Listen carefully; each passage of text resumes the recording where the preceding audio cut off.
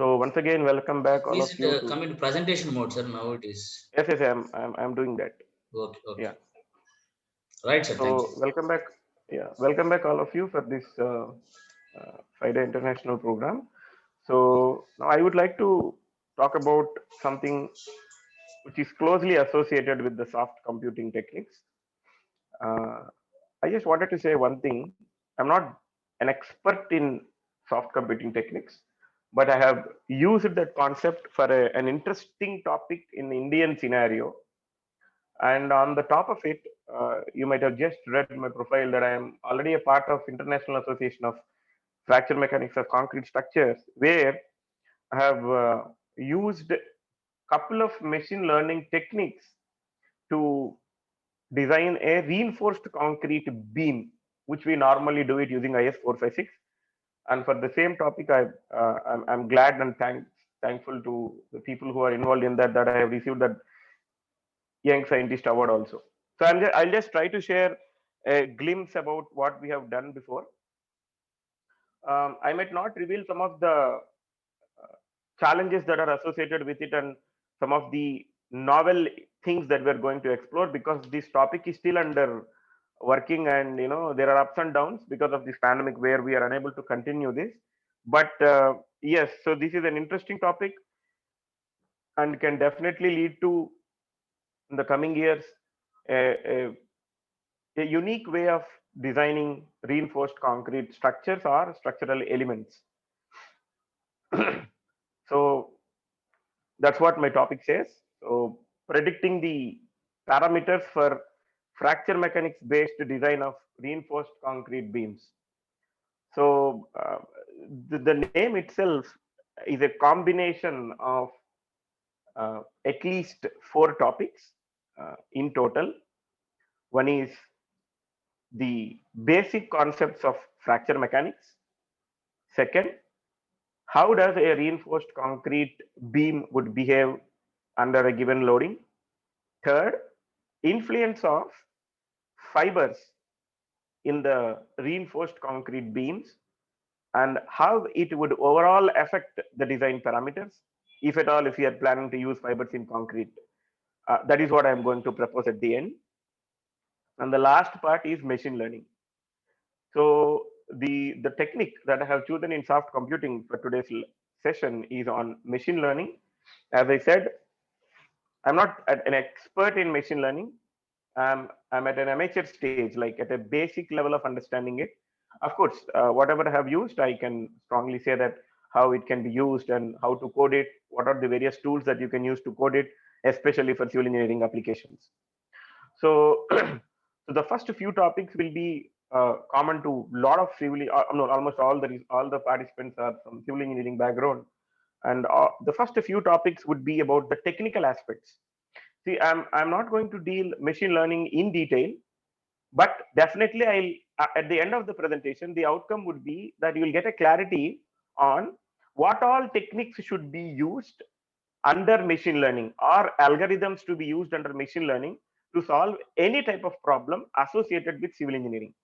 I also talk about the applications of ML because there are upcoming sessions in the near future, maybe today afternoon or tomorrow or the day after, where there are expert resource persons who would be talking about in detailed aspects of AI and ML in civil engineering. So I'll be just touching it in brief. So predicting. So the name itself, is an interesting word. These days, it has become a catchy word also. Fortunately or unfortunately, this pandemic made every one of us to predict, you know, what will happen tomorrow, when will the number of cases come down, and how many positive cases are there, how many active cases are there. So how many positive cases are coming and how many recovery cases are coming. So it's like a balance, it's like a balance where we need to see which is rising and which is not. So as I said before, due to this pandemic, every one of us started predicting something, some or the other way, that okay, from maybe next week onwards, I'll go to office, I'll go to college, I'll go to school, or from next week onwards there might be a lockdown, or next week onwards there might be a curfew, there are some restrictions. So a lot of us started predicting. Had if this sort of prediction that we are doing right now was there continuously in the previous years, I don't think machine learning would have been a successful story by this time.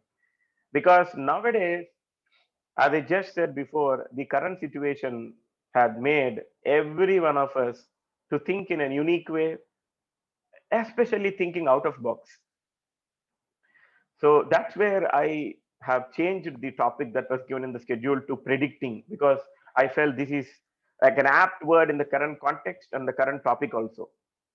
So prediction. So automatically the question that arises in the mind of an individual is that whether it is true or not. So that's the first question that that will arise, because it's a predicted thing. So we never know whether it is true or false. But whenever the investigations carry out, definitely people who involve in the investigation would predict it, assuming that it is going to become true. Most of the cases, it ends up being true. In very few cases, it might end up being false. But it's a learning path. Same is the case with this also. So we have identified a need in the design of reinforced concrete beams for flexor, where there are several problems that have been associated with it in terms of cracking, especially in the tensile zone, which is a weak parameter in concrete. And concrete being quasi-brittle material, definitely it undergoes cracking. So now, so that's I just spoken about the predicting part. And even you can see a lot of universities across the globe are trying to use this machine learning for various applications.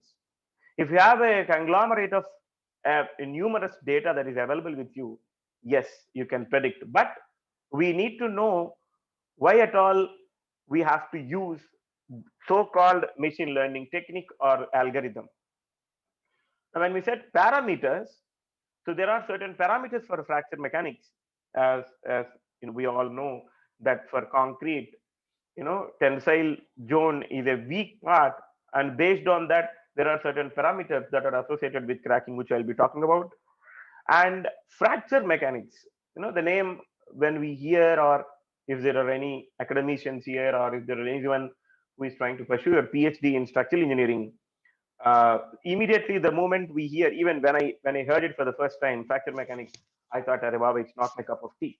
Even today, it's not my cup of tea. It's just my 1/4 full of cup. It's not full cup of tea, because it's an ocean. The more we learn, the more it is left. So fracture mechanics is, I'll not be talking about any of the mathematical part in today's presentation, especially associated with fracture mechanics, because it itself is a separate story altogether. But to be precise, we all start our engineering with something called engineering mechanics. So where we try to study the mechanics aspects associated with various engineered problems, or various types of shapes, bodies, objects, specimen, name anything, which is common for both civil as well as mechanical. And then we take a step ahead and learn solid mechanics, which is an interesting topic, where we'll try to assess the behavior of various solids, and we'll again formulate the equations there. Again, we move a step ahead, continuum mechanics, a version of a especially for research. Technically speaking, at master's level, what all we need is the theory of elasticity. But there is something that is beyond that in terms of research, which we can learn in continuum mechanics, which might not be covered in theory of elasticity. So it also talks about various bodies. As I said, I'll not go deep into that. Once again, a step ahead. So all these things, whatever we are trying to learn, we have not entered into certain mechanics related problems which are associated with failure or cracking. So that specific concept which talks about the failure or cracking or fracture of a specimen would generally be considered as fracture mechanics, where we'll make use of the existing standard equations. The first utility of this concept was raised because of the failure of an aircraft. So it has been first used for airplanes because it's a composite member, and composite members definitely need fracture. Now, A lot of countries across the globe, including India, had mandated the fracture mechanics concept, and the importance is growing day by day, because you can use it for a brittle material or a ductile material with ease, because there are a lot of existing standard equations. But the challenge comes with concrete. Concrete, for looking sake, it will be very easy, but handling it in terms of the application would always be a challenging part, because it has got several types of materials involved in it, and any of those materials might lead to cracking. As you can see on the screen, which is the best example of a shrinkage cracking that had happened, which is again, of course, a dry shrinkage cracking. What you can see on the screen. Of course, some sort of segregation is seen, but I don't name it as segregation, because it's all about cracking. And the name of that type of cracking, which you can see on the screen, is a map cracking. It's a kind of shrinkage, but it's a map cracking. So we are trying to use the fracture mechanics concept, which is at a basic level, to be used for the design of reinforced concrete beams. Now let us put a question mark. Why at all we need a new methodology of design when already there is an existing method using IS 456 2000? That, let us put it as a question mark right now. So moving forward, so if anybody wanted to contact me at any point of time, you can make a note of my email ID and contact number and contact me for any of these clarifications required. So this is the overall, content for today's presentation. Like different methodologies I'll be talking about, and in detail we will see one by one. So firstly, when we talk about the fracture mechanics, it's all about Griffith. Griffith is one of the famous professors in fact. Of course, he is involved into so many theories. One beauty I've understood in fracture mechanics, continuum mechanics, solid mechanics, and any other mechanics concept, if it is biomechanics also, one thing in common is that even though they are trying to talk about the mechanical behavior or structural behavior or any kind of behavior associated with an object or a body, one common thing was mathematics. The thing is, when we talk about any mechanics subject, starting from engineering mechanics till fracture, of course, there is another thing called damage mechanics. It itself is a separate track altogether. I'm not going to touch upon it right now. So the moment you stop at fracture mechanics, everywhere in this journey, the common thing is the mathematical expressions. So mathematics is that important for assessing the behavior of uh, any structural component or a mechanical component. So that's where we need to assess the condition of an object. So as I said, mathematically, it is not difficult, but the basic prerequisite to understand the fracture mechanics concepts is the theory of elasticity and 20% of continuum mechanics. So if you are good at that, it's easy to go ahead with the fracture mechanics concept. This method was popular for metals more than concrete till late 1980s or till early parts of 1990s. That's where people started using it for concrete. And there are famous people who are right now working in concrete also for fracture mechanics. So the chronological order, if you see, the images that I have shown, the basic concepts like how does a plane stress problem look like, how does a plane strain problem look like, and how do we define the hydrostatic stress or the meridional stress, or how do we define the stress invariance of a given object subjected to three-dimensional stress space or two-dimensional stress space. And if you are again confident enough in representing the basic concepts in terms of vectors and scalar forms, the concept becomes simple because it's a generalized way. So as I said, the first approach is the linear elastic fracture mechanics, where this concept is generally used for brittle as well as ductile to some extent. And the assumption is the material behavior is linear and is inelastic in nature. Okay. So the first approach is energy approach in 1921, proposed by Griffith, and then followed by Orowan and Irwin 1948. So if someone asks me like, is there any textbook to look into it? I would simply ask you to just look into the Griffith document for a better understanding and Irwin document. All are available online. or in a simple form, one could refer to T.L. Anderson book, Fracture Mechanics. It's a basic level book with a beautiful explanation of each and every topic. And then comes a concept called stress intensity factor. I'm not going deep into that again. So this is something that would talk about the strength at the crack tip.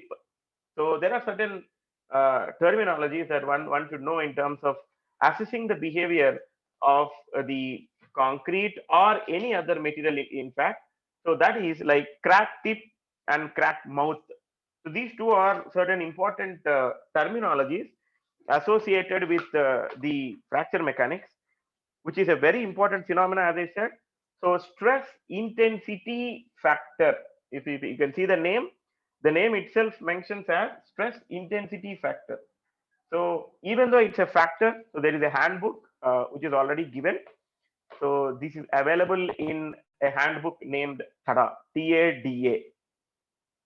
So if one has to go through that concept, they can refer that. So this is called as TADA.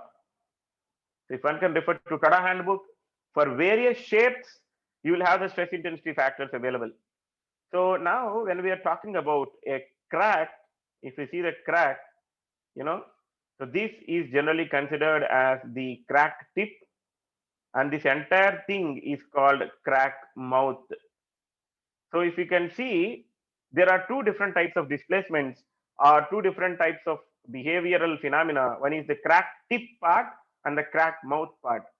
The strength, the maximum strength at this tip is generally represented using a factor called stress intensity factor. And, and again, as I said, you can try to derive the expression or make use of the existing handbook for stress intensity factor. So, and then it has been extended further to the use of small crack tip plasticity. So if you can see, there are different phenomena associated with the material, elastic nature, elastoplastic nature, and plastic nature. So at the crack tip, the stress concentration would be high, and the material will undergo, like, initiate the process of plasticity. Of course, the ultimate thing is failure, but the plasticity zone will be entered.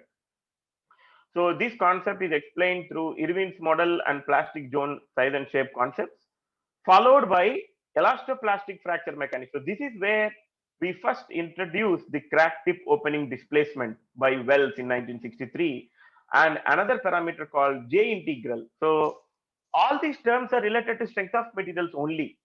So J integral actually is nothing but it's a kind of strain energy. So like a resilience concept, energy stored. So the strain energy concept which we study in the solid mechanics concept is applicable within the elastic limit, but when it comes to J integral, or it can also be, or another term representing that would be SERR, strain energy release rate. So this is beyond elastic limit. If you wanted to calculate the energy beyond the elastic limit, you have the option to use the fracture mechanics concept. And remember that entire study of whatever I'm going to explain would talk about the post peak behavior or the post behavior. Okay. Now you can see that when a load is applied, see what's happening. Everything is tearing apart. The tension is applied. So this specific concept or this specific behavior is called the plastic dissipation of energy. Okay. So the crack initiates, propagates. And of course, because this is a kind of cracking, there are different types of cracking that can happen, and depending upon the size and shape of the specimen. Here you can see a circumferential cracking. Of course, this is one of the toughest crack to handle, even analytically, experimentally, or numerically, to simulate it. But it's an interesting topic, applicable for metals, and for concrete, forget about that. It's very rare. Now, as I just said, entire fracture mechanics concept is again classified into three ways: for brittle, ductile, and quasi-brittle materials, which always talks about the crack. You can see here, this is a crack, or I would rather call it as a cut that has been seen. So all three are linear elastic in nature to start with. But as I said, it is classified into linear elastic fracture mechanics, elastoplastic fracture mechanics, and non-linear fracture mechanics.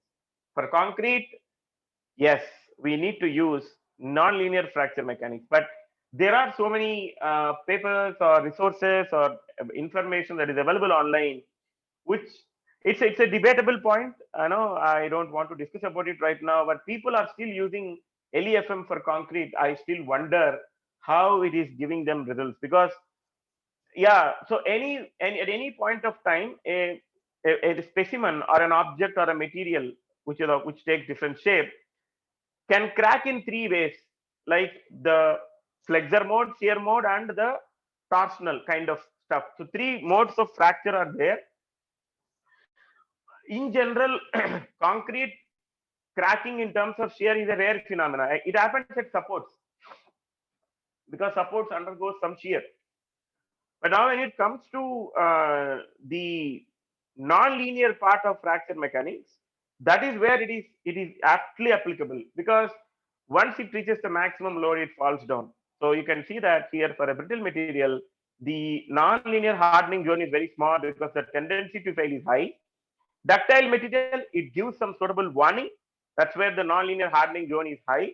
But when it comes to a material like concrete, you can see it's not absolutely or completely non-linear. It will not harden in a non-linear way. So there is a tendency called tension softening or strain softening that can be observed in the concrete, which I'll be showing in the coming slides. So with a basic introduction of what exactly is fracture mechanics, the study of cracks. So fracture mechanics is the study of cracks of any given component or material. The moment we say fracture property is generally for a material, but not for a specimen or an object. That has to be clear. So we have two different methodologies for a basic understanding. I've put it here. If you use a conventional design method, the safety is actually ensured depending upon the strength. It's a weak point. If your design is based on the strength, there are a lot of loopholes that can be figured out, and it will have some factor of safety varying from 2 to 10, or in fact 1.5 also for concrete kind of materials, 10 for highly active materials which are used for defense or aerospace applications. There are cases where they'll use factor of safety of 10, because you never know that a combination of blast or an impact with wind might destroy it. So factor of safety is taken as high depending upon the application that we are trying to consider. Now, what is the problem with this methodology if you do it based on strength? It does not safeguard against the fracture. It will only see whether it has strength or not. We are trying to increase the factor of safety and increasing the strength and so on and so forth.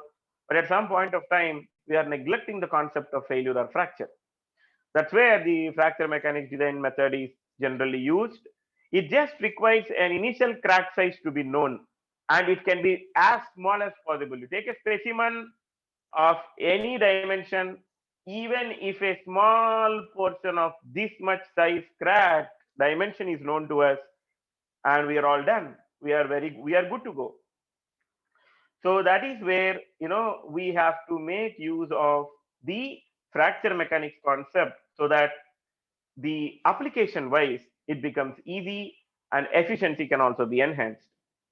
So for components with imperfections, so it's a common word these days that you do anything, you fabricate anything, imperfection or defect might be there in the structure. You cannot, nothing is 100% perfect, and there is no object or no specimen or no structure without any imperfections or defects.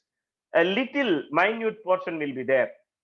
That is why the lifetime of a structure also is coming down. Of course, you see, you can also predict the lifetime of a structure using machine learning techniques. That's one interesting topic. It's a current trending topic also. So for components with imperfections or defects, like you have when welding is happening, a lot of pores will be formed, or casting defects when you are fabricating a concrete or when you are casting a concrete, you yourself can see voids. I'm only talking about civil engineering application. So these defects, are they good? No. That is why with the small defects, we will know initial crack size. So once we know this, we can ensure the safety against the failure. Now, for this to happen, we need to know certain fracture parameter. And for concrete, there are certain fracture parameters to be used, which I'll be showing in the coming slides. Now, in the presence of a visible crack for ductile or fatigue loading condition, fracture mechanics can predict safety and life of the structure. Now, at the end of this presentation, you can also look into various articles and various case studies in India and abroad, where, especially for Baba Atomic Research Center or what is that, Hindustan Aeronautical Limited, Indian Aviation Authority, IAA, and Defense Research Development Organization. If you see these four organizations, they are right now using the fracture mechanics concept, especially to assess, predict the safety and life of the structure. One simple example. This is in combination with machine learning and fracture mechanics. One simple example is in Hyderabad itself. We have Advanced Systems Laboratory, who generally works on missile aircrafts. No, they go at a jet speed, and at that speed, the lifetime of the fabrication and construction of one jet is very important. There, they are trying to use the fatigue and fracture mechanics concept using in combination with machine learning, and they're to come in, they're trying to come out with a beautiful solutions. I just said one example like that. There are 40 laboratories in DRDO where everyone started using it as and when there is a requirement. Now, this is how I just wanted to categorize or compare the two concepts associated with the conventional design, which is based on strength of materials, and one is based on the fracture mechanics. So now if you see a structural component, or here if you can see, the difference here is, so here there is a structural component and there is a force applied. Okay. And the applied stress leads to, if it is less than or equal to yield strength, which is a basic failure theory concept, the structure is safe or the component is safe. But if it is greater than that, then you need to redesign and it is not safe. Now, when it comes to the fracture mechanics concept, instead of applied stress, we have applied stress and then the fracture parameter. Again, toughness is also one of the important parameter that is generally used in our regular concept, the resistance offered. So if it is less than or equal to fracture toughness, it is safe. If it is greater, it is unsafe. Now, when it comes to the concrete, it is generally fracture energy. It is generally fracture energy. So if it is less than or equal to the fracture energy part or greater than or equal to fracture energy, safe or unsafe.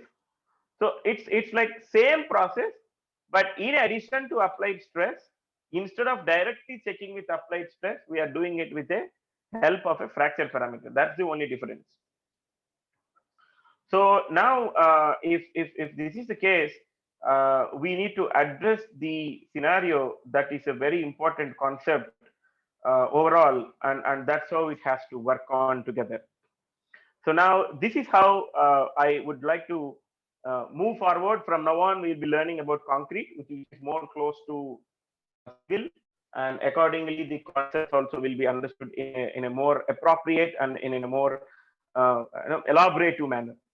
So now, if you can see the screen right now, the one that on the left side, I've taken it from a literature because I could not find a proper image from my own investigation.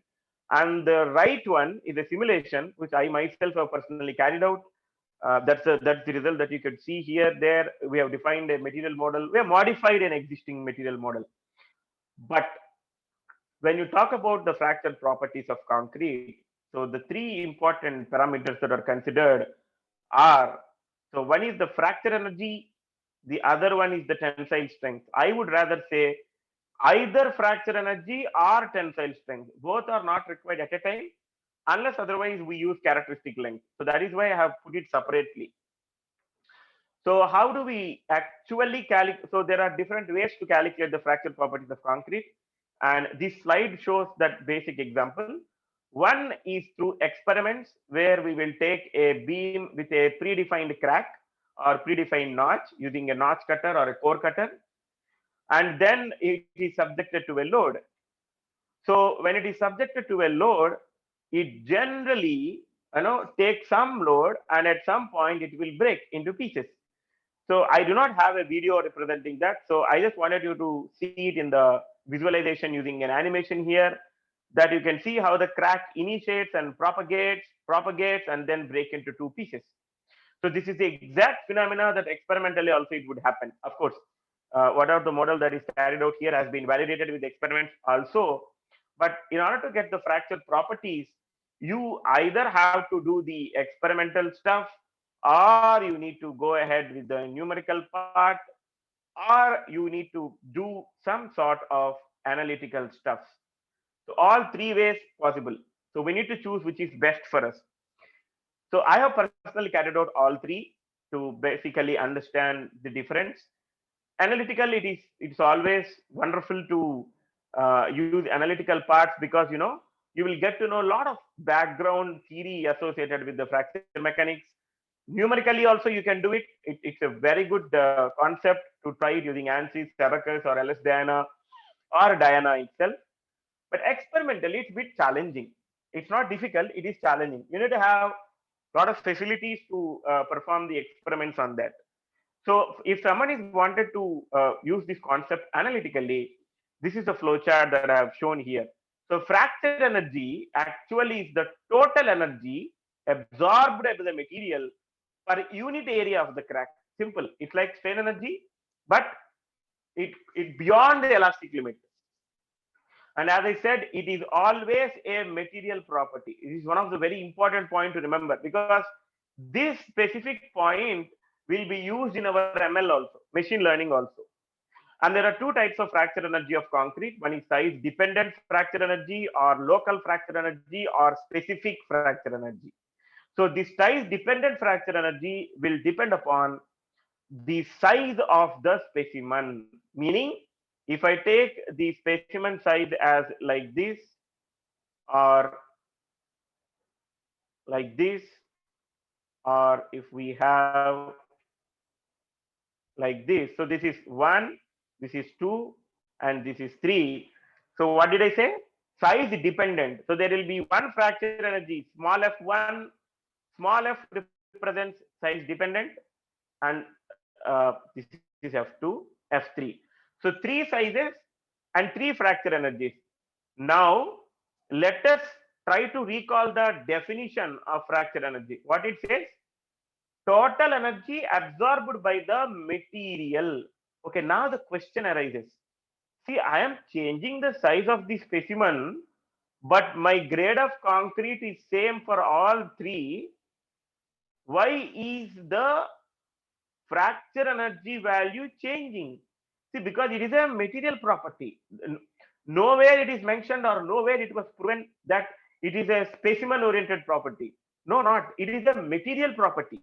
So fracture energy should be constant for whatever the shape and size of the specimen you take, as long as you are maintaining the same uniformity of concrete. Okay, now immediately after this a question will come. Concrete is not homogeneous in nature. No two concretes can be same. How can fracture energy be same? That is a good question. But that's why there can be a percentage difference that is allowed between 1 to 2%. That is okay. But otherwise, fracture energy is a material property.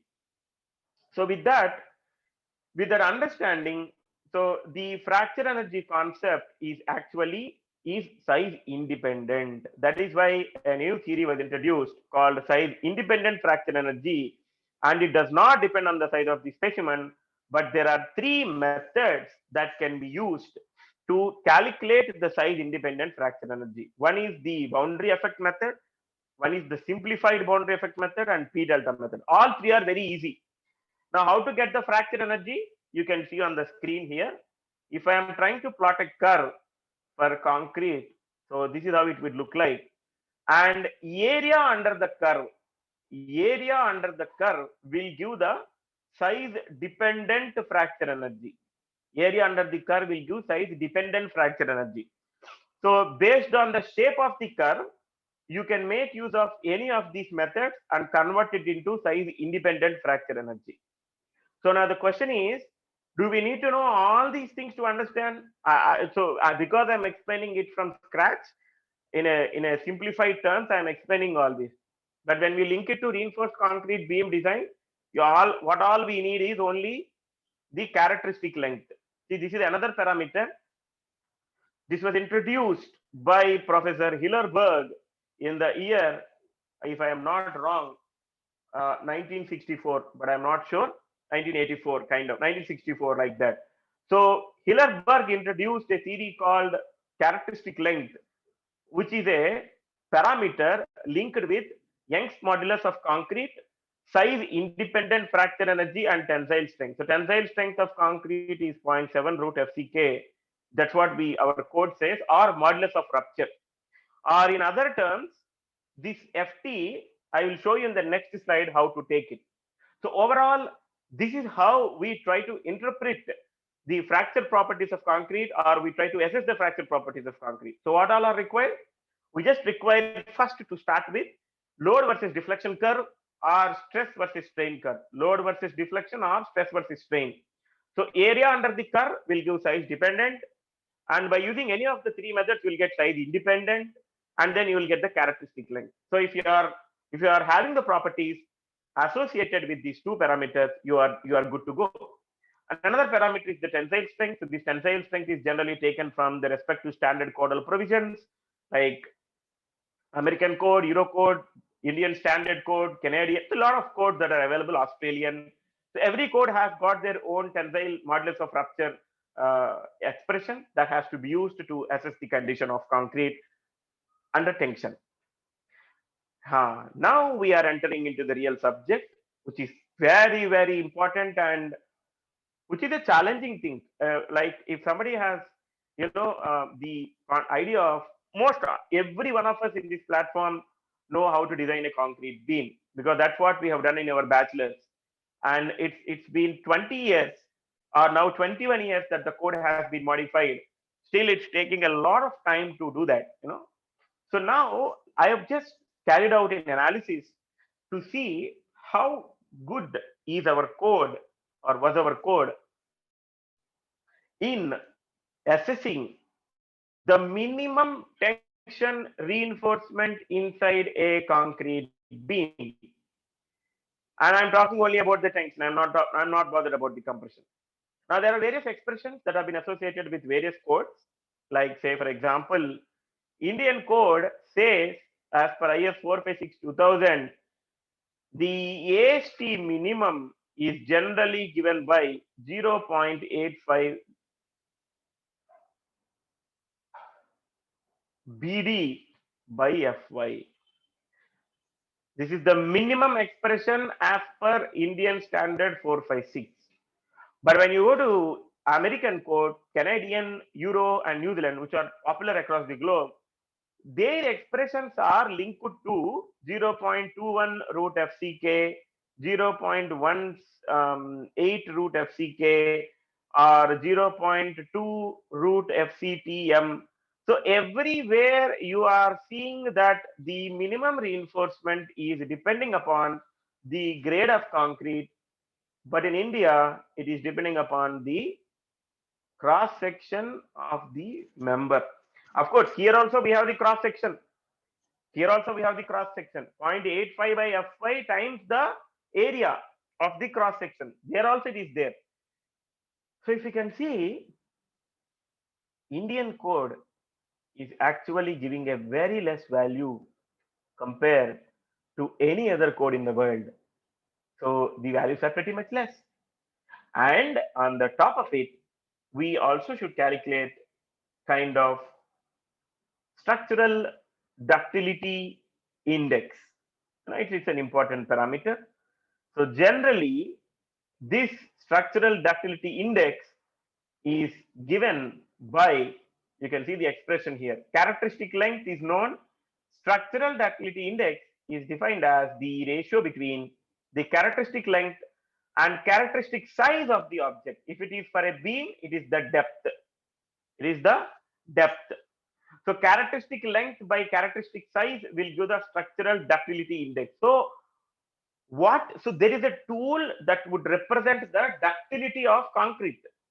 And modified ductility, this was taken care by Professor Karihalu in his research, and he has given an expression which would actually link the tensile strength of concrete, yield strength of steel, and P is nothing but percentage of reinforcement.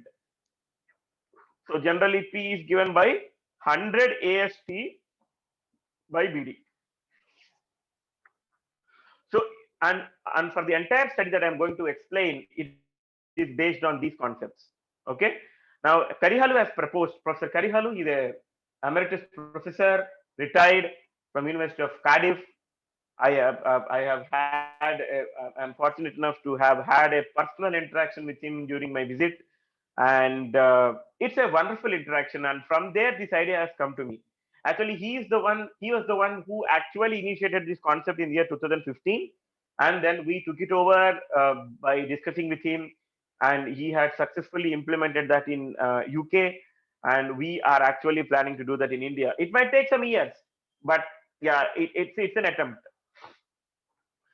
Now, see what happens if the tensile strength of the material increases, characteristic length decreases, isn't it? Because it is inversely proportional.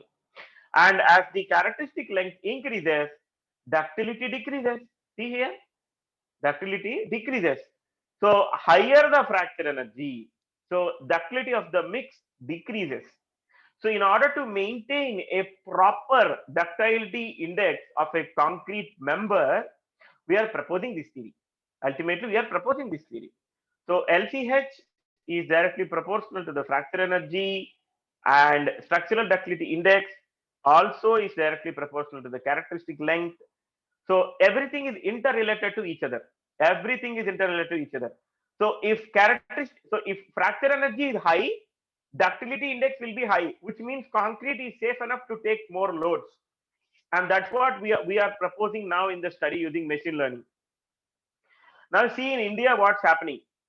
In India, I have just taken the random example for different grades of concrete starting from M30, 40, 50, 60 to 100. Of course, I can cut it at 70 or 60. See how wondering it is. In India, we are using an expression which is not linked to grade of concrete. You take any grade of concrete, still the minimum reinforcement is same. How is that possible? So for any grade of concrete, I am providing minimum reinforcement as same. Is that okay? Definitely not. But when you see our IS 13920, this is generally used for earthquake resistant design. It is changing with respect to grade of concrete. So when we have two different codes, one for gravity load and one for earthquake load, why not we use that in our gravity load code also? That is the question that one has to ask to understand it in a more elaborative way. You can see with increase in grade of concrete, minimum reinforcement increases. But Professor N. Subramanian, one of the topmost structural consultant who sits in US right now, for all of us to know Professor N. Subramanian, he has written a book called Design of Steel Structures by N. Subramanian, and now there is a book on concrete also, Reinforced Concrete Design by Professor N. Subramanian. The best available book in the market. Of course, there is Pillai and Menon for reinforced concrete design, but N. Subramanian has got its own significance. And in that book, he will talk about the importance of fracture also. So he himself has proposed, actually, AS by BD is equal to 0.85 by Fy, right? There is a background for this. Even though it is taken from code book, there is a derivation. So there is a derivation depending upon the stress block parameters, and at one point of time, it ends up like this: AS by BD is equal to 0.17 root FCK by Fy. Now substitute FCK is equal to 25. So you will get 0.17 root 25. That means 0.85. So which means the question is, okay, these values are specified for M25. These values are specified for M25 and we are using it for all grades. That is the question that has arisen. Of course, there are a lot of arguments that are going on. There is a defense that is happening from the core team of Indian standards, but still it requires an attention. Okay, so that's where, in order to have the balance, or so now what do we understand? With the increase in the fracture energy, this structural ductility index will increase.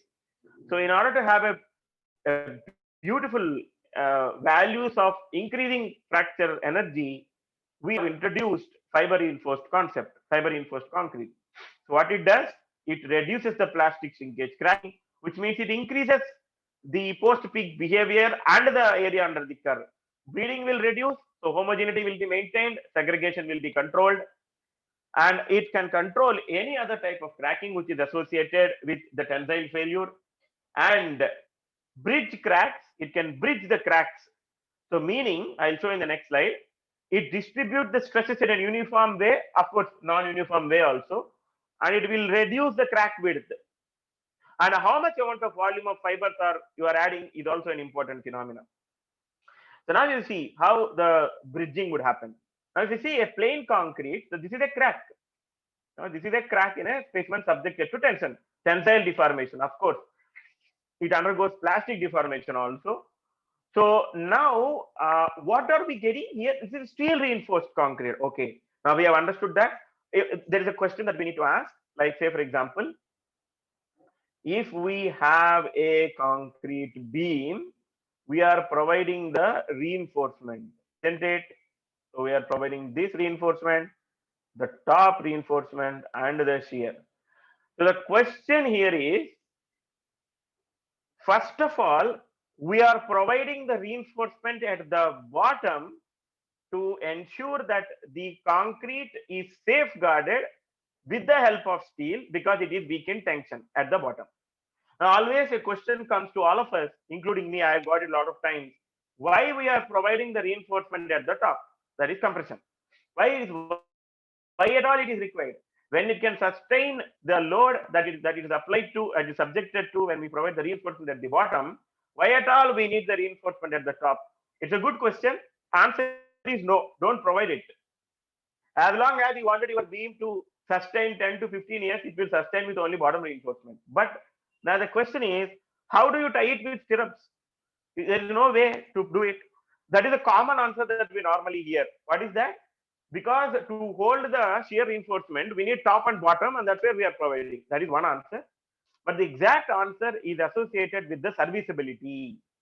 The compression reinforcement is provided to enhance the serviceability of the structural component or to increase the life of the structural component. So there are certain things, short-term deflection and long-term deflection. So for short-term deflection, tensile zone reinforcement can take care of it.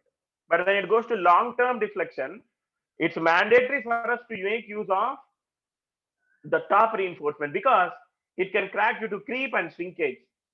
That's why in IS 456 also, there are clauses, I think it's under section 29 or 40, which talks about shrinkage cracking, where the shrinkage deflection psi is given by an expression which says that an expression as PT minus PC, percentage of reinforcement in tension minus percentage of reinforcement in compression. You know why this was given? This is where we need to interrelate the importance of compression reinforcement. Code itself is saying for long-term serviceability, to address long-term deflection, you have to use the compression reinforcement. And how much it should be provided? It should always be less than the tensile reinforcement. It can never be equal to that. What happens if both are same? Bottom it will become zero. Top there is some equation. It will become infinity. So infinity loop will happen. So tensile reinforcement should always be greater than the compression reinforcement. But even then, the crack might reduce by its size in terms of width, but it will not completely control. That's where the significance of using fibers, especially the steel, of aspect ratio and length, different aspect ratios are proposed to be used, as can be seen, which would completely bridge the cracks. So this is what I mean by bridging the crack. It creates a bridge along the direction of the crack, isn't it? Now you see in this part you have some fracture energy 1 value that is equal to some x. Now here we have some fracture energy value that is greater than x1, and we have another fracture energy value, which is x2 greater than x3. Now the fracture energy increased, which increases the ductility. So now the question is, are we allowed to use fibers inside the reinforced concrete beam? Yes, to a limited extent. That's what our entire study talks about. As we all know, there are various types of fibers that are available in the market that can be seen on the screen. But strictly for this type of studies, especially in enhancing the ductility, it's better to go with the steel fiber. And always, you can use steel fiber, and depending upon the workability, you can take a call whether you are going with the steel hooked end or steel crimped or steel slit sheet or steel straight fibers. Any of these fibers can be used for your simulation or experimental study or proof. So what it does, you can see the difference here.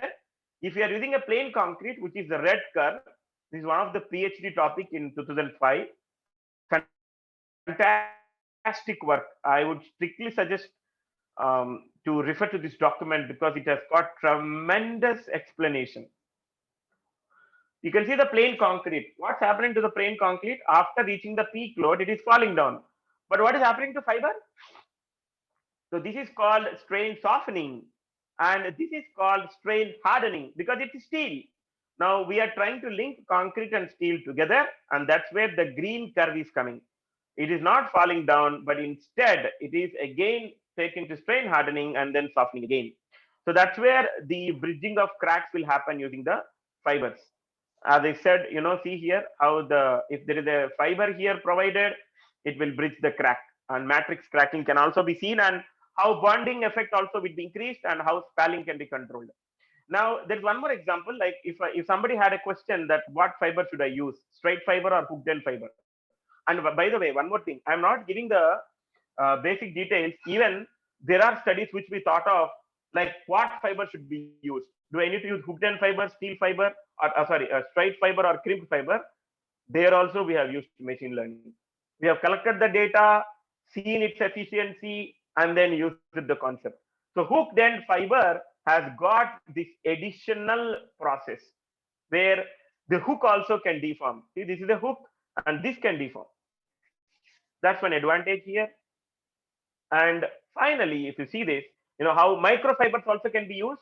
So ultimately, I'm just rushing through because I also need to cover machine learning and then introduce that concept here. So you can see that the micro cracks which are formed because of the application of load will be bridged with the action of either microfiber, macrofiber, steel, polypropylene, any type of fiber. And what it happens? So this postpones the development and prevents the widening of micro crack. And this region, which acts this entire zone, is called as the fracture process zone. In the fracture mechanics terms, it is also shortcut abbreviated as FPZ. Now we have already spoken about LCH, right? So LCH is a characteristic length. If I relate it to fracture process zone, it can be taken as 0.2 to 0.3 times FPZ. Not always, but as a thumb rule. As a thumb rule. So fracture process zone linked to characteristic length. Now, yeah, as I said, you can see here how the strain softening is happening in this regard, and how strain softening is happening in plain concrete, and how the localization of cracks can be seen here. Now, if you take this green color line at the top, the localization is delayed a lot. And this is actually because of the strain hardening. And this is generally observed in high performance concrete, ultra high performance concrete, and fiber reinforced concrete.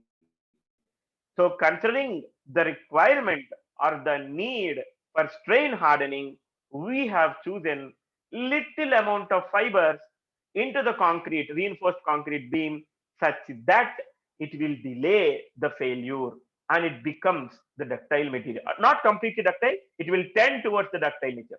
Okay. Of course, this is one such technique that we can use. Actually, this is also based on soft computing technique.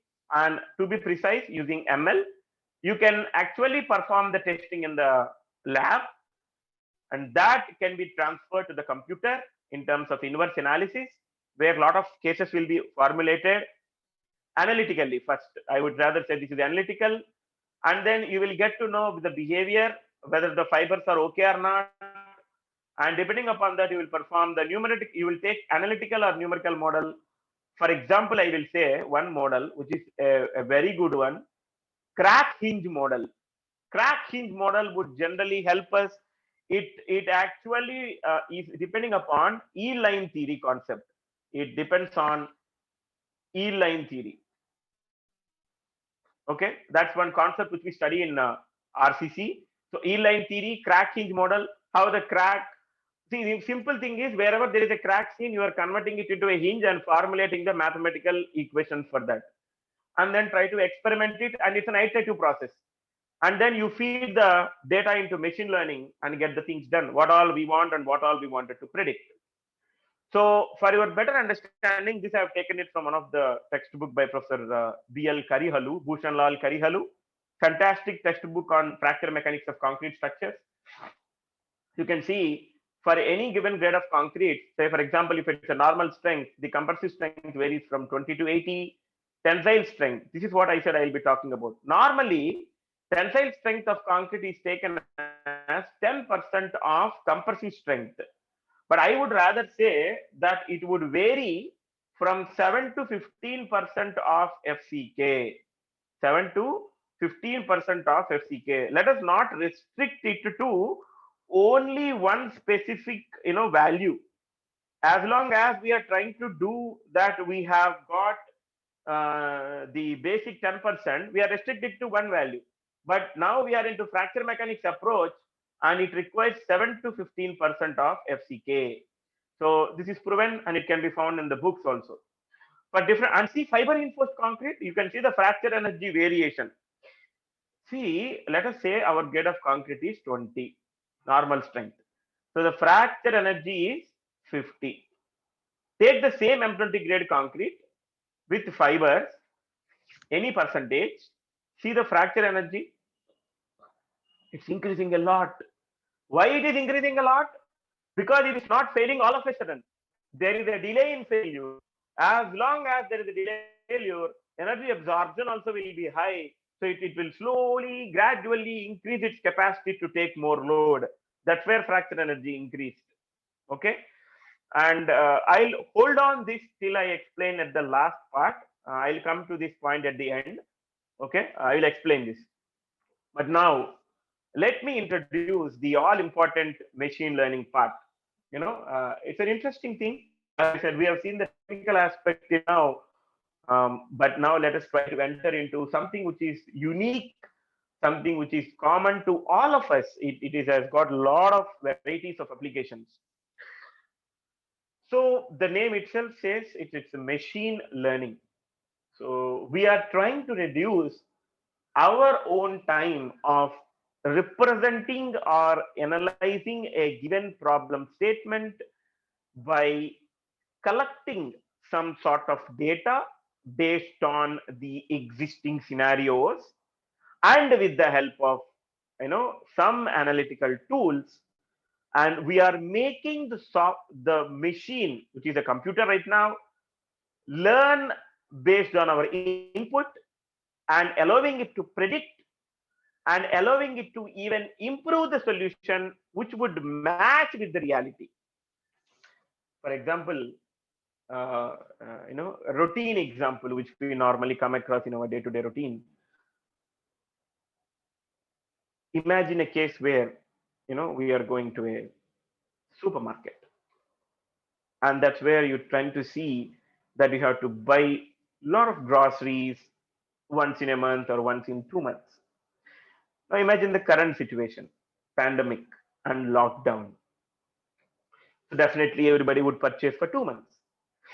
Or else if the situation is normal, we'll go to some store, more supermarket, Reliance supermarket, DMart. Okay, I'm not ambassador of any of the supermarkets. I'm just giving the example. So you'll go once in a month and get what all you need. But currently, because you can't go out, it's a risky thing. You will have the option to choose the online platforms like Amazon, Flipkart, Big Basket, and so on and so forth. But ultimately, there are very few people who would try to compare, how much I've done it in the past in DMart. So I've gone to DMart, I've gone to Reliance Fresh, I've gone to more supermarket, I've gone to some XYZ, I've bought it from Amazon, I've got it from Flipkart, I've got it from Big Basket. Now, if we do some tentative analysis, and there is always a doubt that there can be an escalation in prices, there can be inflation happening in and around, and always the necessary goods will be all, sometimes it increases, it decreases. Consider a middle class man. Okay. So now, first I've gone to Kirana stores and I brought worth the necessary groceries per month worth 3,000 rupees or 4,000 rupees, 3,000 rupees. The same groceries I've gone to Reliance Fresh, I know they have said, okay, there is an offer and I got it at 3,200. So that additional 200 is because I've got 5 more additional things. Again, I've gone to DMart. There I have seen a big board that, buy one, get one free, this, that, and all. Okay, I've got 3,500. Same, but in additional, again, 4-5 items. And then I've purchased it from Amazon. Now I have seen Amazon big day scale or Amazon, festival kind of stuff. So I got to know that, a Flipkart big festival day and all. So that's where, we got to know everywhere that I've got this, knack of buying so many things and my cost is 3,600. If we have performed the analysis using our brains would literally dance, because 3,200, 3,500, 3,600, what all I have bought 25 items, 25 groceries of items, vegetables, fruits, these, that, and all. Instead of doing that, put it into the tool. You give it some, like the most important thing in this is that you need to have some data to test whether your assessment is matching with the tool or not, and some data to train it. Simple logic, right? So I'm a teacher. If I'm working as a teacher, I will teach a subject to students, and I'm a trainer. I'm training them. And after training, what I will do, I will test their performance with an exam. Then I will get to know how best they are performing. That's where we all get this pass percentage. So when we have a pass percentage of 60%, there are two ways. Either the student might not have, concentrated properly because of whatever the conditions that are prevailing right now, or the faculty might not have got good facility to teach. So either or. But it is easy to predict. Only two cases, no? Either it is that or this. Or somebody will include the third parameter. Okay, question paper is tough. Somebody will include another parameter. Fourth, out of syllabus. Fifth parameter. What is the fifth parameter? Question paper is lengthy. Lengthy is one part. Out of syllabus, another part. See how many variables are coming? So there are so many variables that are revolving around a question paper. Now what I should do? I should first train it. Okay, Baba. In order to, so I had a question now. Oh, is it really, why is this happening? So first of all, what I will do? I will train that set and then I will test.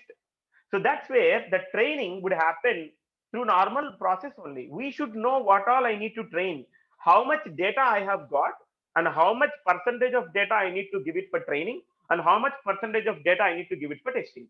So I have got a data, 100% data.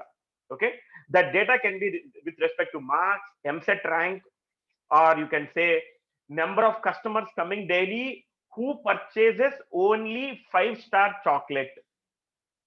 Okay, and what is the the compressive strength of concrete for various grades with fibers. A lot of parameters we can take, no? So now that's where machine learning would come into the rescue.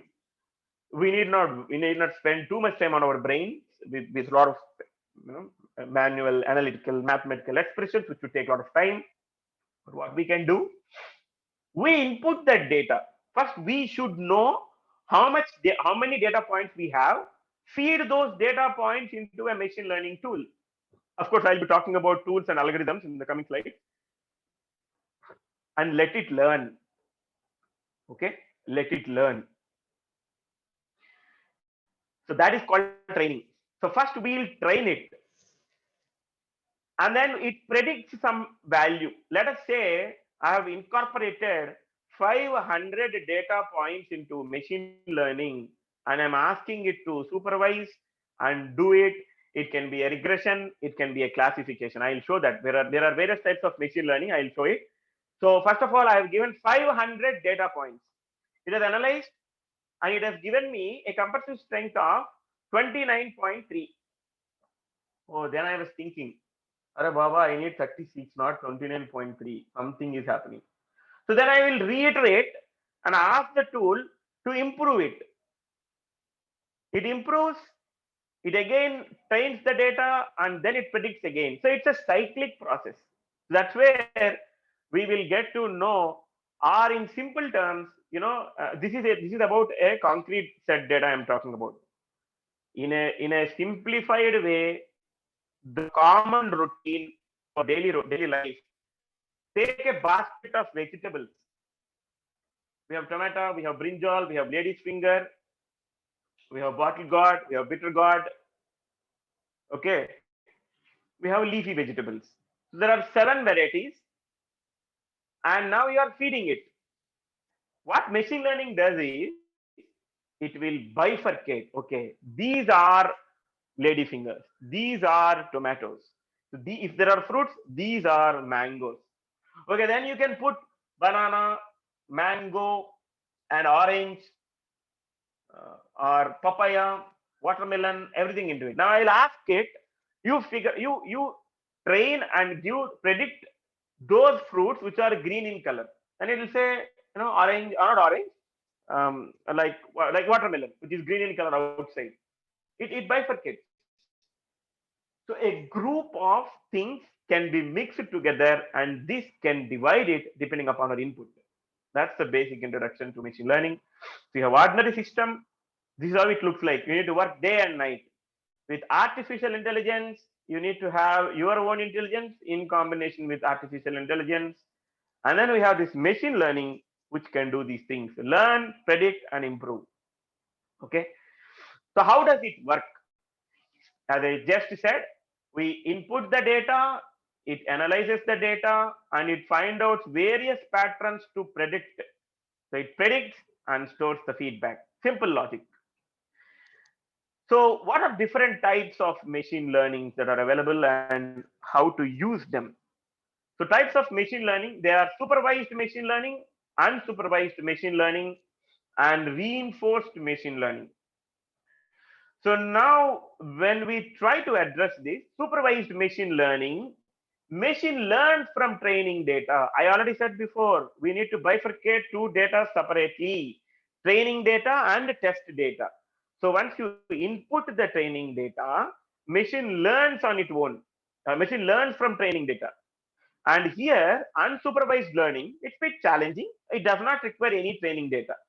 And when you come to reinforcement learning, machine learn on its own. You need not even train or test anything. It has the capacity to learn on its own. So one has to judiciously take a call on which type of machine learning I wanted to use. Is it supervised, unsupervised, or reinforced?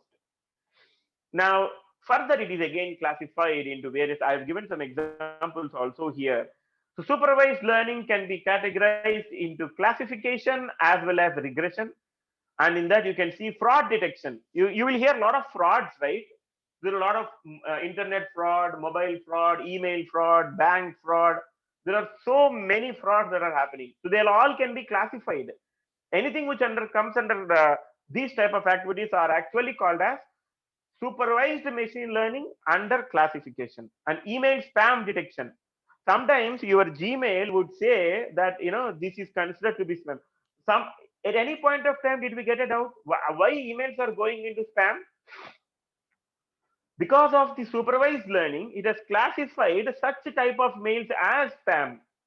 And then diagnostics, in hospitals, with the advancement in the technology, or the technological advancements will let us know where is the problem and what is the solution. That is to classification. Image classification. This is very, very important. Let us say, for example, an area is completely flooded. When the area has been completely flooded, aerial photographs are taken, and in the process, there are areas which are completely affected, which are medium affected, which are not affected at all. So this is all classification. We are not doing any regression. We are classifying it. Once we enter some training data into it, It will say, okay, from this X area to Y area, this region has been completely flooded. How it is doing? We are training it. And recently, I'll share one example which is associated with our civil engineering alone. That I am part of one of the Smart India hackathon as a judge. There, I was listening to one of the presentation of bifurcating the waste, bifurcating the waste. So they have developed a code for supervised learning of machine learning, supervised machine learning, where they have fed around thousands of photographs into the database to make the machine learn and understand this is how the waste would look like. And from now on, they have developed a mobile app. The moment they take the snapshot, it will give an answer that this is the waste.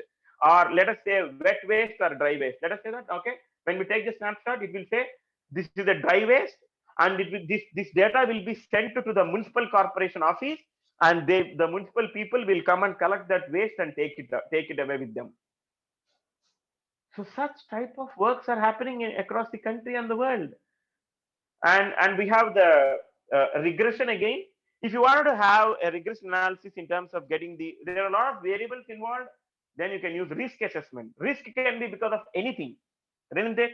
In order to assess the risk, we have this regression and score prediction. It's a regression analysis. We have nothing to do with classification. We can't classify, right? Okay, 20, 30, 40, 50. It cannot be classified. We have to predict. Now, same is the case which we also do as a civil engineers. So as a civil engineering people from civil engineering background, we have to use supervised type of machine learning with regression. And you believe me or not, you can publish. If it is a research point of view, you can publish thousands of papers. Prediction of compressive strength of self-compacting concrete with fibers, one paper. Without fibers, one paper. High strength concrete, high performance concrete, fiber reinforced concrete with steel, with polypropylene. You see, you are predicting it. And in unsupervised learning, you have dimensional reduction where face recognition. You can't classify faces, right? You cannot supervise. I'll give a simple example. If you go to airport, it will scan your face. Your face cannot be seen with others, right? And you cannot supervise it. And you cannot, that's why I have shown you the difference. Unsupervised learning, no training is required. So face recognition is unique. Big data visualization or image recognition. So image classification is different, image recognition is different. Now when you are trying to identify the waste, both are required. First you need to classify and train, and then it has to recognize based on your training. Of course, we have clustering. There are different clusters. Like say, for example, one has to identify the bacteria or some sort of microorganisms on the atmospheric surface. So there are thousands of bacteria which are clustered. Okay, this type of bacteria will fall under this category, this cluster, second cluster, third cluster, fourth cluster. So do we need to train? Do we know the bacteria before itself, or do we know any such example? City planning. Now there is one trending topic called smart cities. So for smart cities, this concept of machine learning, believe me or not, is going to rule. Lot of people are using it. So it can be, so for example, metropolitan city, one cluster. Urban Development Authority, one cluster. Municipal corporation, another cluster. Like targeted marketing. Like say, for example, I have invented this phone. I have a unique shape and I wanted to market it. So targeted marketing, whom I need to target? Okay, students, youth, because they are more attracted towards mobile. If I target 80-year-old person by saying that I have an iPhone which has got a lot of touch facilities, really by 8 years old. So targeted marketing, it depends on the clustered part. So 20 to 30 age group, 30 to 40 age group, all these things will come under the unsupervised learning and clustering. Now we see reinforcement learning, machine learns on its own. So gaming means, see, you are using the controls that are already defined in the game, which means machine will learn on its own, and you are just operating. Sometimes we all say, okay, I have played this game pretty much. Oh, I have won this game. I won that game, PUBG. Like, you take any game. It's not that we as human being won the game. It has already been defined and learned and reinforced through some concept. We are making use of the commands. Like finance sector, no training is required. Automatical, like in banks also they use. Manufacturing, if I wanted to manufacture a pen, manufacture a car, manufacture a wheel, manufacture a bike, not wheel, bike, aircraft, there we have reinforced learning, because you already know what is its shape, what are the dimensions and everything. Machine already knows how to do it. You need not cluster, you need not classify. Inventory management and robot navigations. So these are some examples of reinforcement learning. I hope you all might have got clarity. Now for civil engineering, it's better that we fall under, to some extent, classification, majority of the extent regression, and again little extent towards clustering. Reinforcement learning is a rare phenomenon. Now, if you see, I have just put an example each for supervised, unsupervised, and reinforced learning. Supervised learning, as I just said before, I have given a basket full of vegetables and it will identify that these are grapes. So it's predicting. And what is the predicting training that I've given? I said if it is violet in color, if it is in dark black or dark violet in color, I'm saying it as a grape. That's supervised learning. Now, what is unsupervised learning? I said as an input that there are two objects. One is a uniform object and another object is with a cap. Another object is with a cap. It is not sorted. You can see the example also previously. It is clustered. It's a clustered unsupervised learning, or it can be recognition. So both it can fall under. If you have series of objects in as an input, it is cluster. We have two objects, but different types of classification recognition tool. So I am trying to see it is unsorted. So it can be recognizable. It can be recognized. How? It has a cap. So because it has a cap, it is a pen. So it will say that this is a pen and this is pencil. And reinforced learning. So see here, agent and environment are there. You have action, but you can only observe because it's already trained. You are the only observer and you will be, you utilize it. That's why I said you are using the existing part. So that is how the difference between the three different types of learning. The next three slides are very important. I have shown all possible ways of algorithms that we can use in our engineering. So you can see the classification. There are support vector machines, discriminant analysis, naive Bayes equations. Nearest neighbor concept is a beautiful one. This is also excellent. You have neural network, which is predominantly used, linear regression, and then we have GLM, Gaussian linear model, if I am not wrong. Gaussian linear model, support vector regression, SVR, general probability regression, if I'm not wrong. I don't remember what is GPR, I'm sorry for that. But GLM, I'm correct. I'm right mostly. Gaussian linear model. Ensemble methods, decision trees. One such example of decision tree is random forest. Random forest method is used in a lot of civil engineering problems. It's an algorithm. And these are all regression tools. And of course, we have neural network. The advantage of neural network is it can be classified, it can be used in regression, it can be used in clustering also. And then we have clustering, k-mean, k-meroid, fuzzy logic also will come under this category. Gaussian mixture, hierarchical, hidden Markov model. So these models can be used in general. But when you go when you elaborate it for your specific application, very rarely we use this in our applications, but normally all these four are used or five are used in civil engineering. Yeah, even this also. I'm just highlighting which all we use in civil engineering: logistic regression, decision tree, naive Bayes, random forest, support vector, and to some extent k-nearest. So classification, regression, you can refer to this paper also to understand each of these parameters in a detailed way. And I will also suggest if anybody wanted to learn the machine learning, even when I have learned or when I have understood some basic concepts, the link that is provided below will help all the basic level understanding people. So I'll share this PPT with the organizers. You can have a look into it. Now, finally, this is an elaborative. This I've got it from one of the recent papers. Generally, I read most of the papers to get a better clarity than just searching in Google. See, again, this is also one machine learning thing. So I wanted to find out some interesting topics for research using machine learning. If I search in Google, it will lead me to some XYZ. But instead, I will search in a research paper. So then I will find it like, where a lot has been done and what has been left. Now, in civil engineering, we have ordinary least squares regression, stepwise, principal component, partial least square, and lasso also has been used. Mars has been used. Multivariate adaptive regression spines, support vector machine, neural network, CAT has been used. Model trees are used. Random forest used, and yeah. So these are non-linear. So linear regression, non-linear regression, linear classification, non-linear classification. So depending upon our need, depending upon the data, we need to categorize, cluster, or classify, or use it independently. So applications of machine learning, you can see that it's all the left hand side applications are for general purposes, but the right hand side are exclusively used for civil engineering applications. You can classify, predict, extract, and regression. See, formulating the database for the compressive strength of various grades of concrete using classification techniques. We use this. Predicting the strength, predicting the reinforcement, predicting the energy, predicting the failure using this.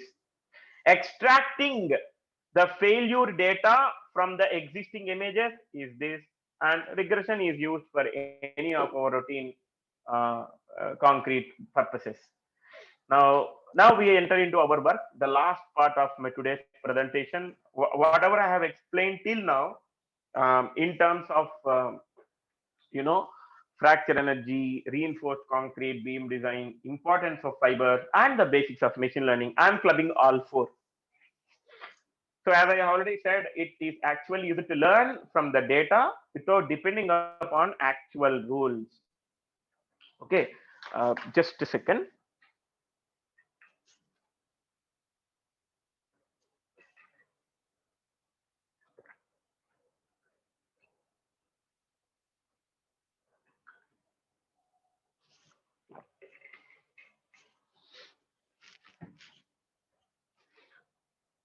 Yeah, sorry for the small interruption. Okay, so the algorithms used are in the present study are the support vector machine and relevance vector machine. We can see here support vector machine.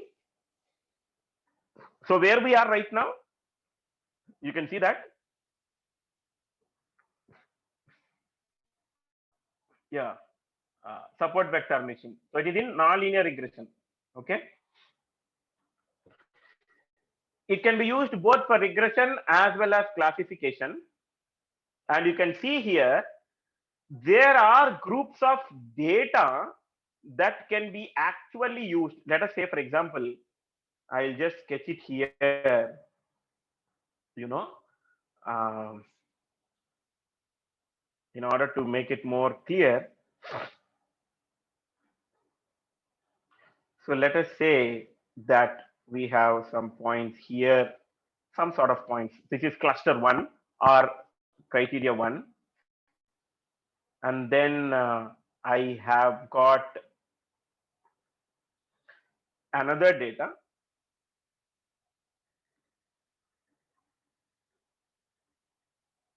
Okay, I've got a data like this. Now, if I have to come out with a proper regression tool, okay, with a proper regression equation, simply I can just sketch a vertical line here and bifurcate both the data, and anything which is close to that will be accurate. But what is the problem with this? The problem by just bifurcating these two data, which in machine learning language is called as hyperplane. So this is entity one, this is entity two, or group of or a group of objects one, group of objects two. So the line that bifurcates or classifies both these two entities is called hyperplane. Okay. Now, if I draw a line like this, the only problem is there are some points which are absolutely close to the line, like these points and these points. But see what's happening to this one and what's happening to this one. They are too far away. So instead, we have to take a call, or of course, the learning technique will take a call on. Instead of that, you cut it like this, or somewhere like this. Anyway, in such a way that even the last point would look bit closer to the hyperplane line, isn't it? So now that concept of bifurcating the entities or classifying a line between entities, which is hyperplane, and what are support vectors? Support vectors are those data points you can see here. They are the data points which are nearer to the hyperplane. You can see that this is a support vector, this is a support vector, this is a support vector, and see this is an optimal hyperplane, and you can see this also. And what is the mechanism? It is to maximize the margin distance from support vectors and hyperplane. We need to maximize the margin distance. We need to get it closer. That is the ultimate concept of, or the concept of support vector machine. Now, under support vector machine, uh, of course, relevance vector machine is also used, especially for some of the nonlinear problems, in order to attain the compute, in order to save the computational effort. See, you have to code it in any of the software. I have not listed down the software here, but you can make use of MATLAB or R. R is a program, and MATLAB is a program, or Scilab. It's also a programming tool. You can use, or the best tool is Python. So you can use any of those tools to um, understand the behavior of any component using any of these methods. But computational time and effort are also equally important. That's where we try to use a tool that would save a lot of time without taking, much difficulty. So for that, in order to use the support vector regression or classification, especially in regression, there is a function which is very much important called as kernel function. What is its purpose? We are making it to learn first, right? Like say for example, I said, a basket full of vegetables are to be given, and it has to, convert it into a required form. Means I need grapes only, which means violet color. So what internal mathematical process support vector regression or classification has to undergo, so that the output is as per my requirement? Now it can be a polynomial kernel, it can be a Gaussian kernel, it can be a Gaussian radial basis function,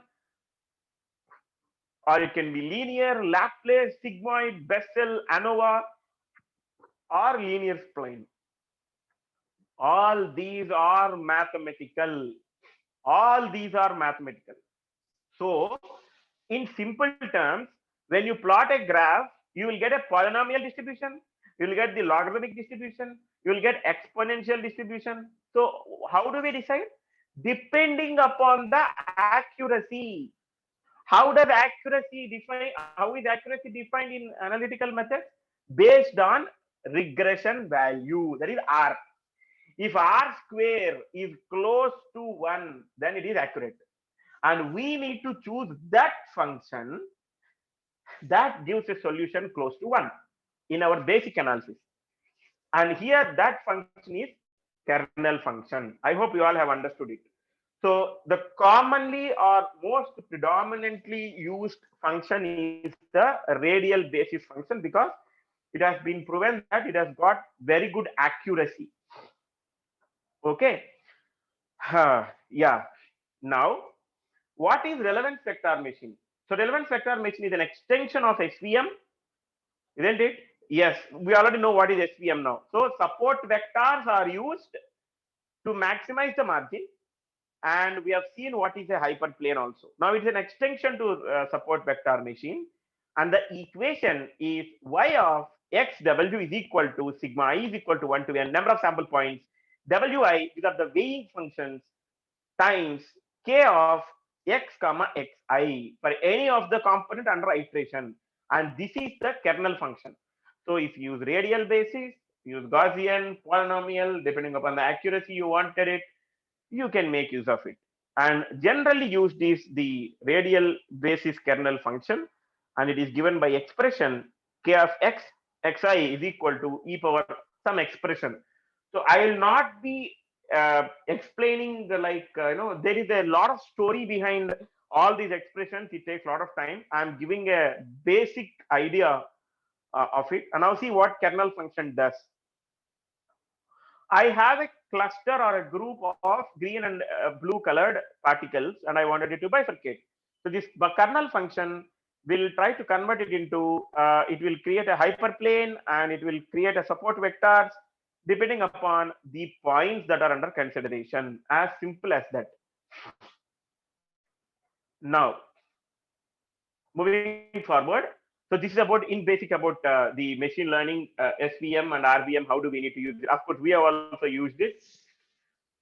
If somebody wanted to use the machine learning for concrete mix design, this is what you need to do. And for more details, you can refer to this topic, which is very good. This paper, Machine Learning Techniques in Concrete Mix Design, it's a very good paper. A lot of analysis has been carried out. So see what was done. So required data input. So as we all know that what machine learning does. So what is that?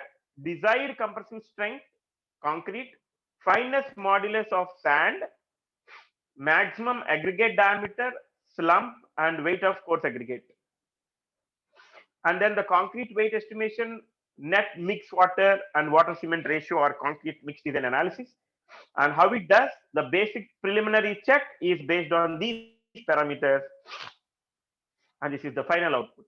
So this is a way which we can use machine learning. And here you need to take a call on which type of technique you wanted to use, which type of algorithm you wanted to use in machine learning. So yeah, now objectives of the present study: to predict the fiber content in the concrete based on size independent fracture energy, which ensures adequate ductility using RVM and SVM, and also to predict the support vector, to predict the size independent fracture energy of concrete without the fibers. So with and without fibers, and to compare the accuracy also.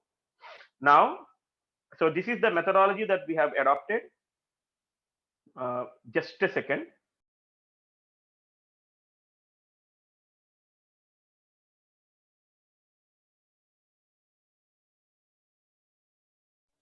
Yeah, so this is the methodology that we have adopted for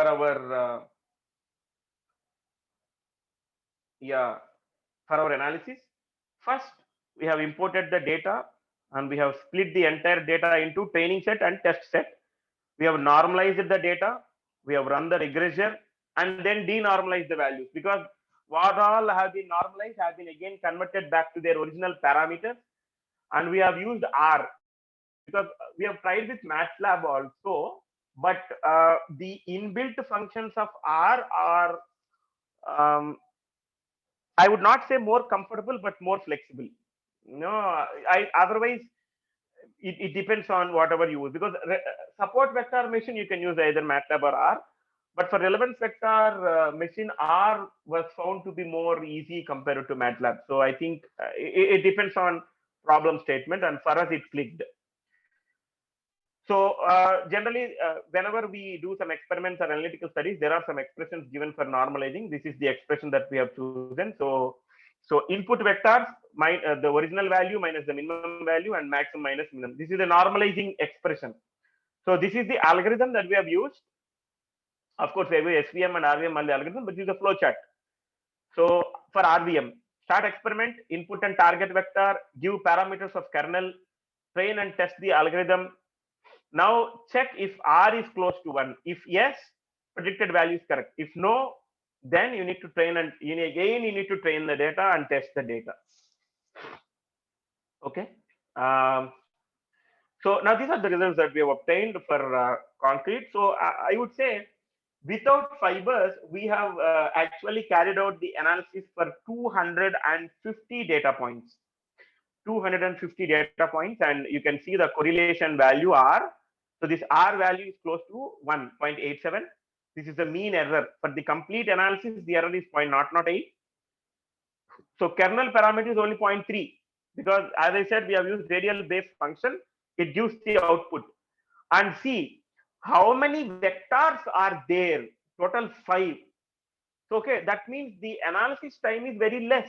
Less the number of vectors, accurate is the solution. Okay.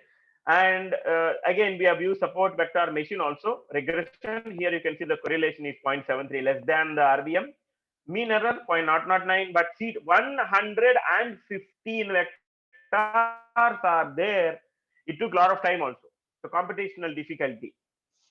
And then with the fibers, so here we have taken around 100 and roughly 120 data points with fracture parameters. So you can see here also that relevance vector machine proved to be more accurate or time saving solution based on the, so the data is, this is the predicted fiber percentage and this is the test data. So that's where we have found out, and we have linked it with fracture energy. So you can see here the parameters, clearly it shows that RVM is better compared to SVM. Now, in order to even prove or even further extend our work with existing studies, there are already people who have already worked on artificial neural network to predict the fracture energy. But now we are proposing a methodology of relevance vector machine. So you can see the percentage error, like that, there is a classification of percentage errors, and finally the overall average error inclusive of everything in RVM is 19, which is less than the ANN data that has been. So we have chosen the same data from the existing literature and proved that our methodology using RVM is accurate. Little bit for this data. So final part, this is the last part of my presentation. So based on the predicted value of fracture energy, we have done we have taken a case study. Like we have designed a concrete beam. So a reinforced concrete beam was chosen, and for that, we have taken the example of existing problem, and a reinforced concrete beam of M40 grade subjected to a factored moment of 225 kilonewton meter, and the cross-sectional dimensions are taken as 300 by 450, and here you can see effective cover of 50 mm. Of course, a lot of data has been given, compressive strength, and then we have tensile strength. So there are other parameters also. So you can see that this is the entire problem. Compressive strength is 52.8, 28 days compressive strength, and tensile strength is 3.85. Modulus of elasticity is 32,645, and indicile independent fracture energy experimental value 150 Newton per meter. Now the structural ductility index is 0.75. Now we need to calculate area of steel required using IS 456 as well as fracture mechanics. And now you see here, as per IS 456 clause G 1.1, area of steel is calculated using this expression. Okay, and how much we got? 1855.67 mm square area. But when we used the fracture energy concept, where fracture mechanics concept, with these expressions, AST is obtained from this P, where 100 AST by BD. We got an area equal to 1350. So there is a reduction of 27.2% of steel using fracture mechanics approach. I'll answer this, why it is happening so. Now, if you see, for example, just for the sake of understanding, I'm showing it.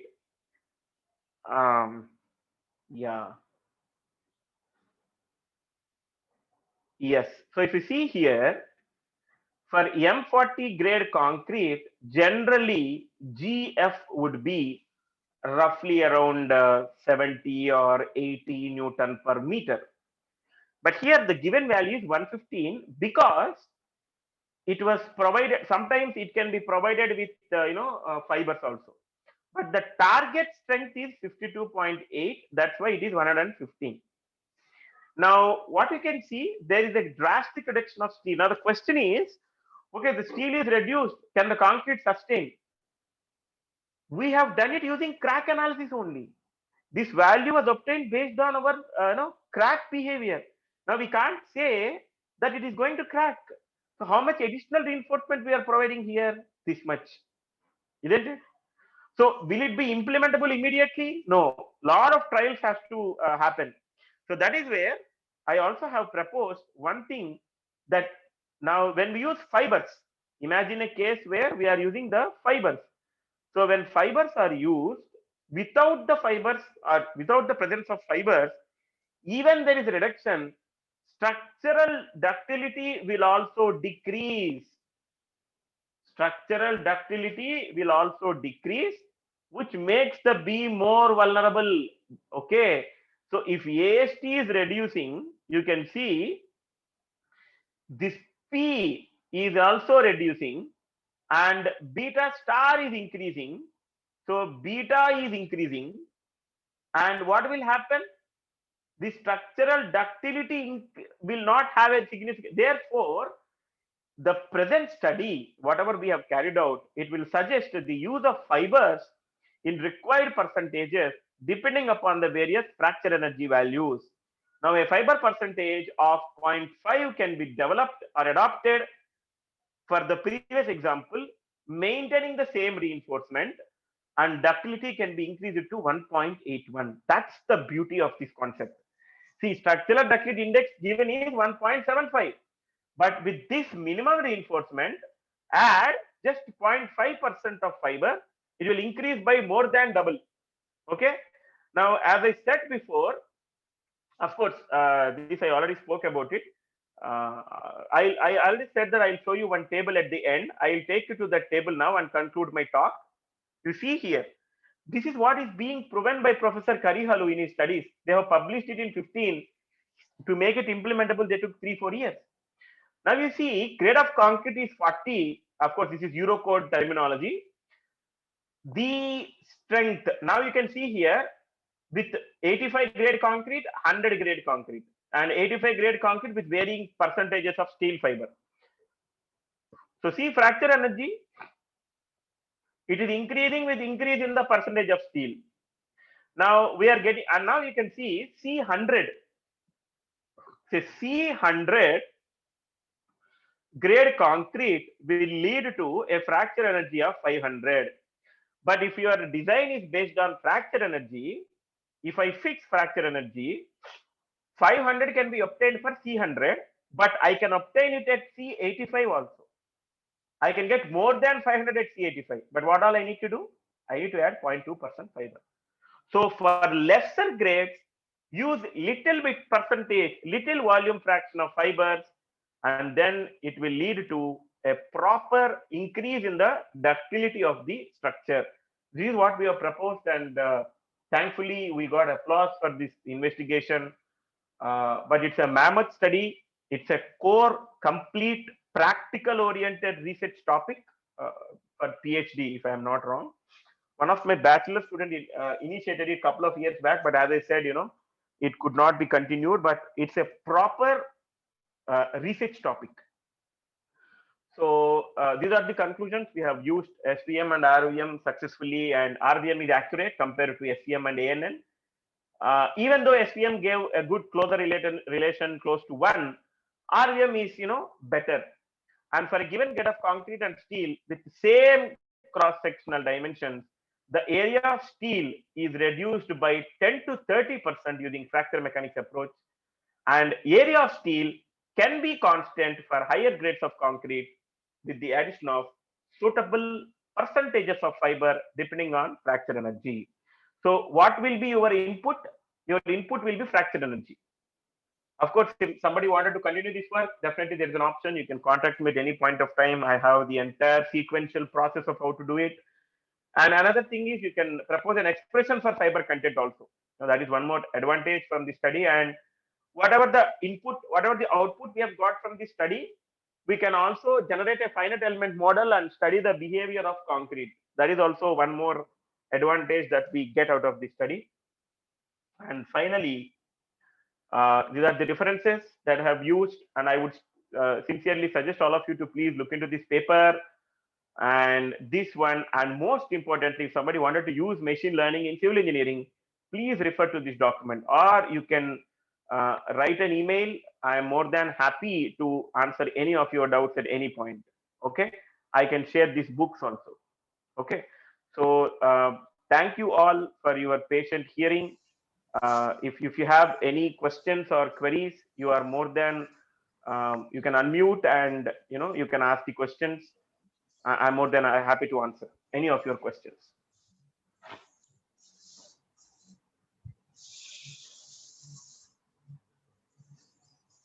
And if somebody wanted to contact me, these are my contact details.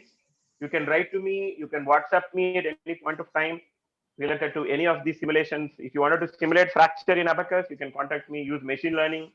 I'm more than happy to assist any one of you. Yeah, so thank you all, and thank you for the management of MREC, Civil Department, and Dr. Sudarshan sir for giving me this opportunity to share whatever the little knowledge I have got. Thank you so much, and sir, over to you.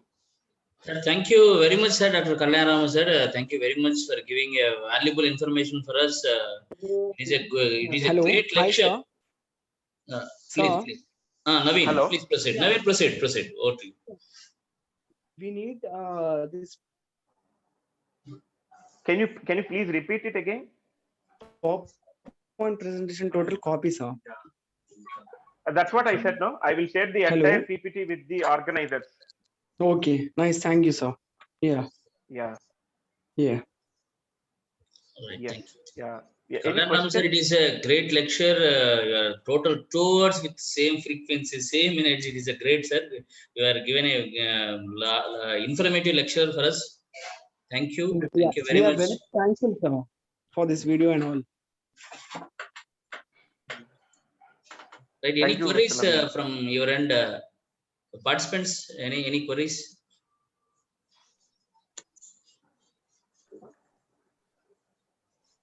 Any queries or any suggestions or any sort of clarifications you require from your existing work, or if you wanted to use this? Of course, I have just sticked on to 2 hour time. Otherwise, it's a vast topic. I thought of showing how it can be used for transportation, how it can be used for transportation kind of, or geotechnical also. There is one professor named Professor Piyush from NIT Patna. If somebody wanted to, I think to my knowledge, he's the best in machine learning in India right now. He has got around more than 200 research papers in it. Yeah, so you can refer to his papers also using how to use support vector machine, relevance vector machine, or any of the clusters, classifications, or regression tools. Yes. So any questions from anyone? So I'm more than happy to answer.